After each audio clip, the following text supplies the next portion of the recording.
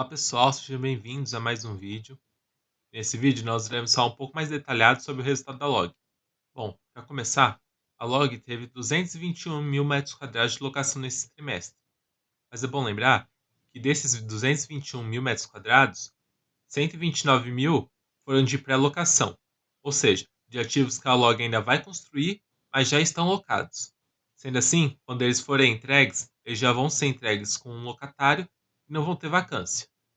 Dos outros quase 100 mil metros quadrados locados, foram de absorção do que já tinha vago, ou seja, diminuiu a vacância da Log.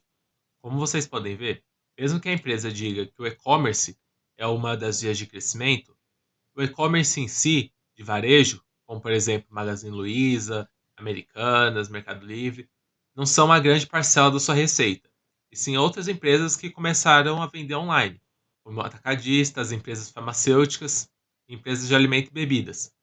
Tendo essa diversificação de ramo nos clientes, a empresa tem mais conforto em atravessar crises, porque os clientes são afetados de maneiras diferentes. Por exemplo, nesse momento em que o varejo está passando por grande dificuldade, a empresa não irá sofrer tanto, porque somente 6% da sua base vem do e-commerce. Então, mesmo que todas as empresas de e-commerce falissem e parassem de pagar o aluguel para a Log, isso só afetaria 6% da sua receita. Após as locações feitas esse trimestre, a empresa atingiu 1,43% de vacância. Além disso, a empresa conseguiu novos clientes para alocar os seus galpões, locando 19 mil metros quadrados para esses clientes. É bom lembrar que novos clientes não são importantes somente para risco de vacância. Com novos clientes, a empresa também consegue novos contratos para fazer BTS, ou seja, galpões sob medida para essa empresa, e também a empresa está exposta a novos clientes com maior chance de crescimento. Ou seja, se esses novos clientes começarem a crescer, eles podem buscar novos galpões da Log também para atingir a capacidade que eles precisam. Mas, por outro lado, a inadimplência dos clientes parece que está começando a aumentar. Nada que seja preocupante, mas é um sinal de atenção para ficar de olho.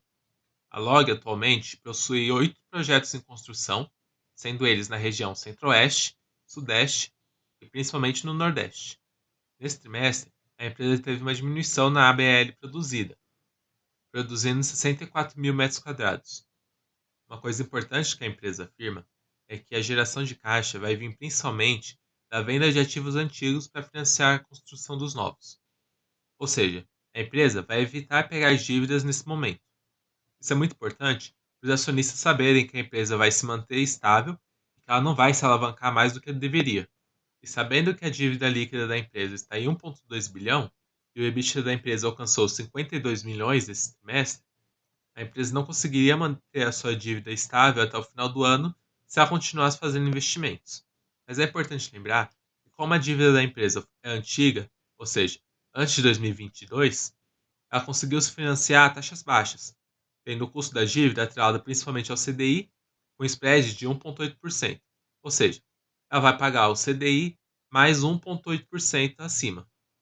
A receita líquida da empresa nesse trimestre apresenta uma alta de 64%, principalmente pela entrega de novos ativos, novas locações de áreas que já estavam vagas, o Semi-Client Rent, que é simplesmente o aluguel dos mesmos clientes que ela já tinha e teve reajuste.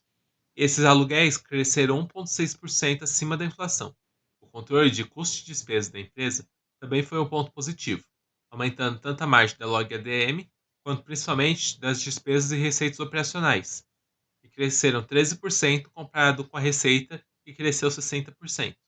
Por outro lado, o resultado financeiro foi o pior ponto da empresa, sem muita surpresa como já vinha sendo nos últimos trimestres.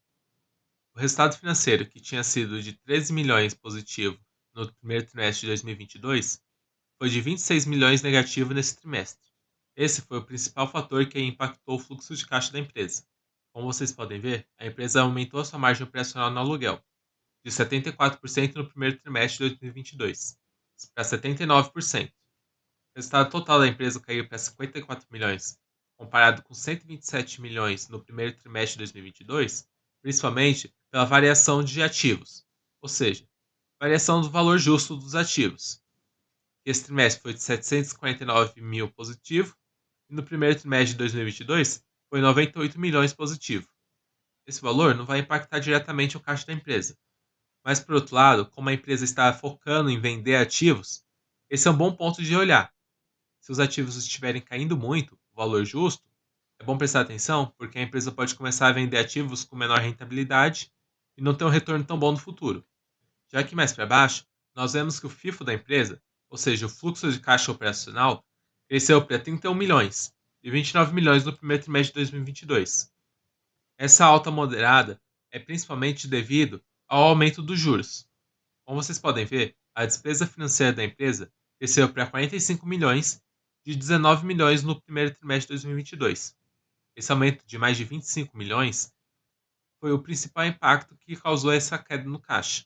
Mas é bom lembrar que, mesmo com o aumento relevante da taxa de juros e, consequentemente, da despesa financeira da empresa, o FIFO da empresa continuou aumentando, mesmo que moderadamente, e num cenário que a taxa de juros comece a cair, o fluxo de caixa que a empresa tem livre vai começar a aumentar de maneira exponencial. O caixa da empresa é a fonte principal de risco que ela tem nesse momento. Como vocês podem ver, de 31 de 12 de 2022 a 31 de março de 2023, o caixa da empresa caiu 40%. Essa queda foi devida principalmente à construção de empreendimentos e amortização de dívidas. Esses dois valores somados passam de 300 milhões. Se nos próximos 2 trimestres houver o mesmo gasto, a empresa já ficaria sem caixa. Então, ou ela precisaria parar de fazer investimentos para durar mais alguns trimestres, ou então já no próximo trimestre ela deve ou fazer uma venda de ativos relevante, ou então fazer uma captação de dívidas. Como vocês podem ver, o endividamento da empresa tem crescido muito nos últimos tempos, com o indicador dívida líquida sobre EBITDA de 1,8 vezes no primeiro trimestre de 2022 para 3,1 vezes nesse trimestre, quase dobrando em relação ao mesmo período do ano passado. Mas como podem ver, o custo da dívida da empresa continua se mantendo estável. Além disso, o cronograma de amortização de dívida da empresa se mantém estável. De acordo com ele, com o caixa que a empresa tem, ela conseguiria se manter até o final do ano que vem, mas ela não poderia fazer novos investimentos para crescer. Então, como normalmente acontece para empresas pequenas, em momentos em que a economia passa por dificuldades, a dívida é sempre a principal causa de problemas. Como vocês podem ver, os empréstimos e financiamentos da empresa caíram 1,9%.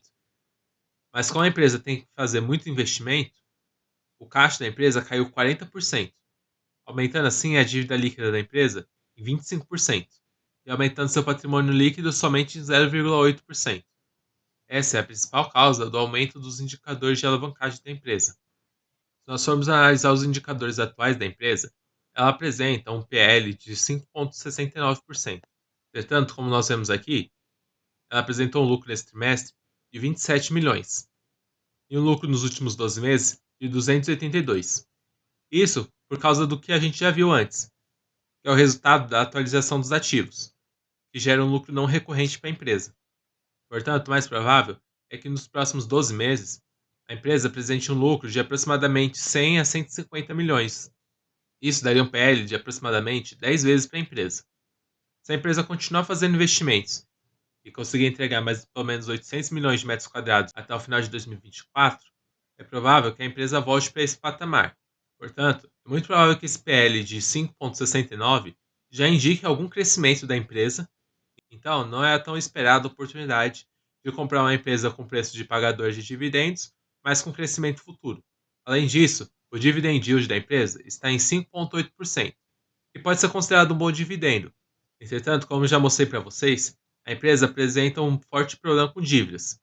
Então, provavelmente a empresa diminua o pagamento de dividendo nos próximos meses.